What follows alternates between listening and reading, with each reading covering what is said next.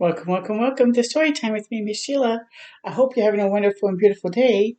Today's story is called Stand Like a Cedar, and it's an indigenous story. So some of the words in here in the on two different languages of indigenous languages, but if you get this book, you can read them. I have a hard time pronouncing them, so I'll just say the English version. Okay? Okay, but maybe you'll get this book and try it out for yourself. Okay. We went paddling in our cedar canoe one rainy spring day. Pouring rain was fresh on our skin, and we paddled anyway. The rush and sweep of gentle waves reminded us of the beauty of spring. Wow. And then here is the indigenous language, but just above it, it says, "Who did you hear?" And this is the picture of who did you hear? The loon. Yes.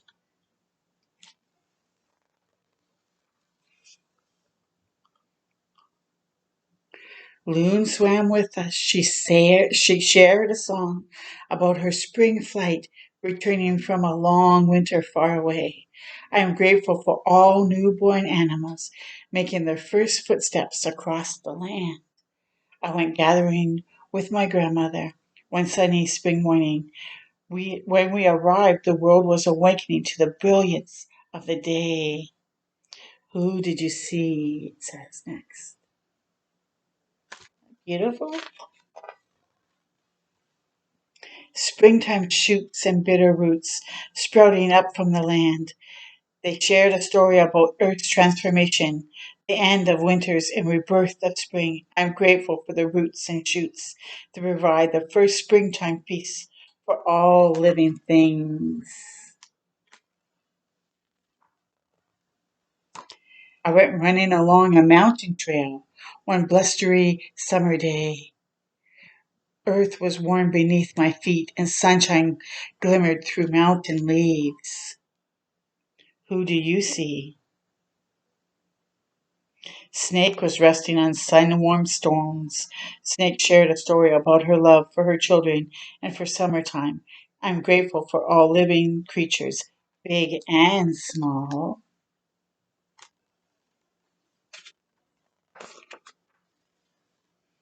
I went berry picking with my mother in the highest alpine mountains one beautiful day in late summer.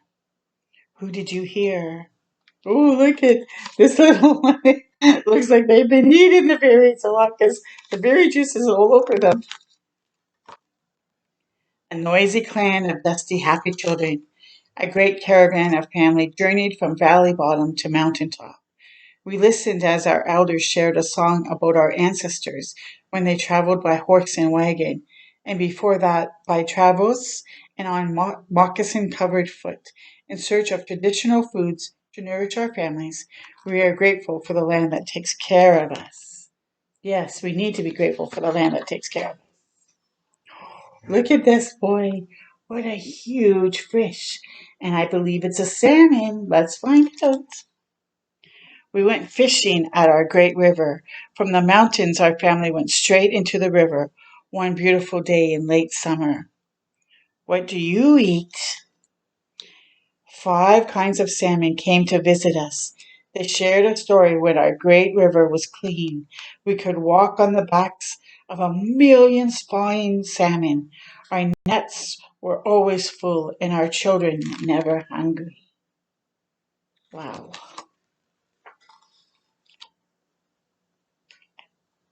Sockeye, Chinook, Cocho, Chum, and Pink Humpback. We took care of one another, and we are grateful for wind, dried, smoked, and jarred fish.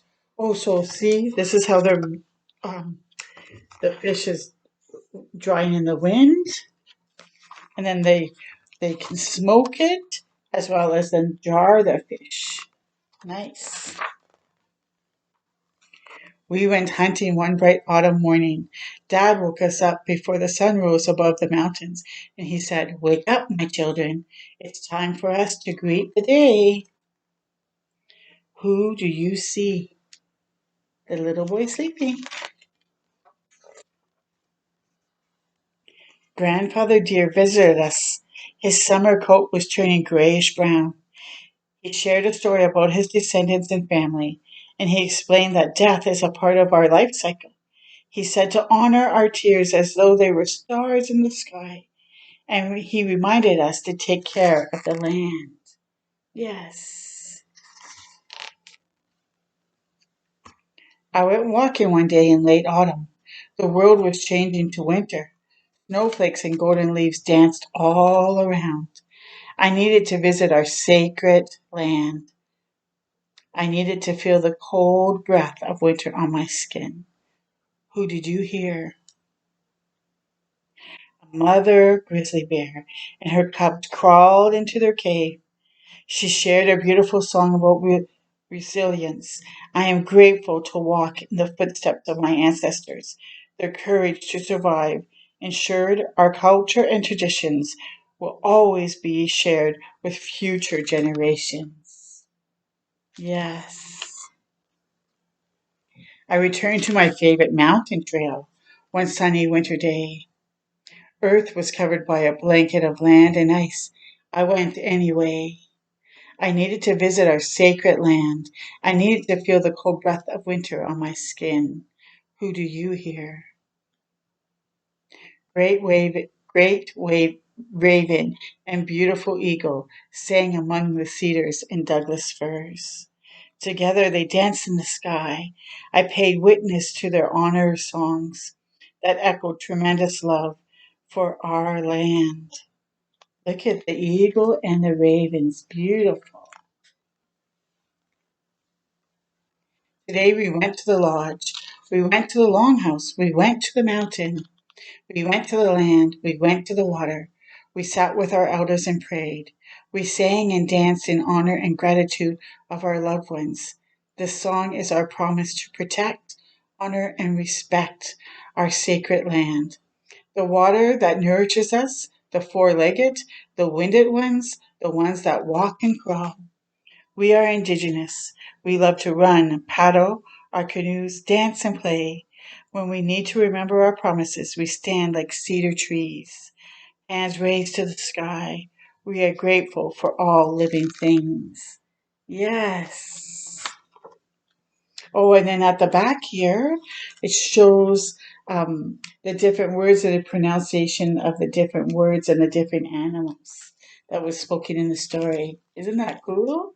So I hope you enjoyed this story, and I hope that one day you will get this book so you can learn the different languages. Until next time with me, Miss Sheila, keep shining your bright light and keep appreciating everything that's in this world. Ciao for now. Bye.